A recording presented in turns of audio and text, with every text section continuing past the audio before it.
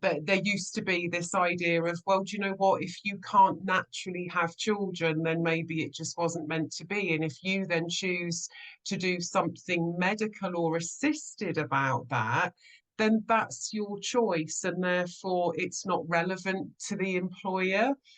But that's Mm, absolutely not the case. We do appreciate that infertility, unfortunately, still doesn't fall under as a disability per se.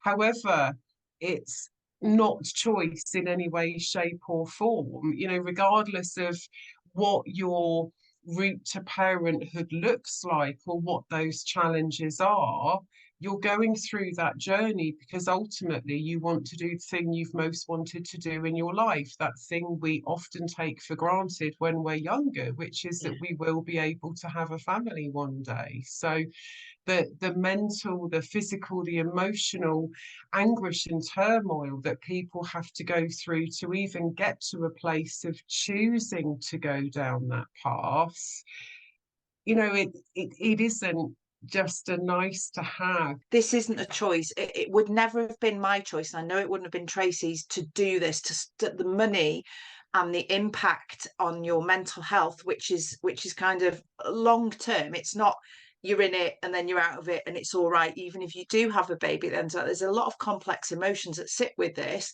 that go on until later life, and they may never be resolved. But that, it's just a challenge in your life. And Tracy, what Tracy said was, you expect it to happen. It's the most natural thing in the world. Procreation and reproduction is kind of, yeah, that, what, it's not taught at schools that this could be a problem.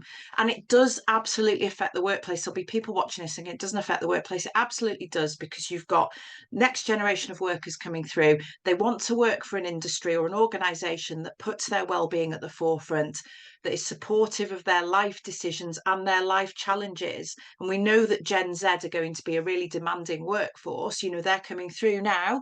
They are saying, I want this, this, and this, otherwise I'm going to go. So we know there's a big attraction, a retention agenda that underpins this. This isn't just people doing a nice to do tick, let's just talk about fertility. There's a real kind of organizational issue that's going to become very apparent as time goes on.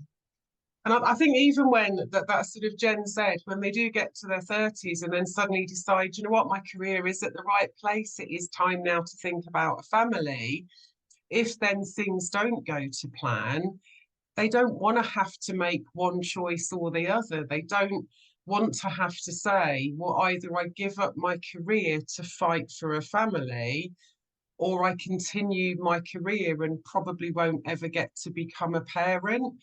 And it shouldn't have to be like that either. I had to give up the job of my dreams 10 years ago now because I had nothing left in the tank. I had no mental, emotional, physical energy left to try and give to my career and to having a baby. And eventually I had to make a choice of which way I went. And my employer, they were kind of quite empathetic in the early stages. But when my treatment still hadn't produced a baby 3 cycles later, then that sympathy stopped.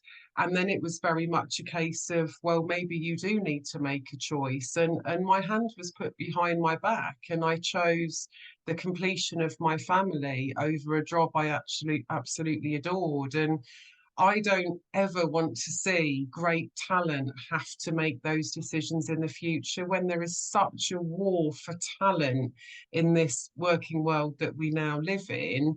This is a brilliant opportunity for employers to make a conscious choice of, let's really wrap around that care. If we're going to talk about well-being, let's do it properly.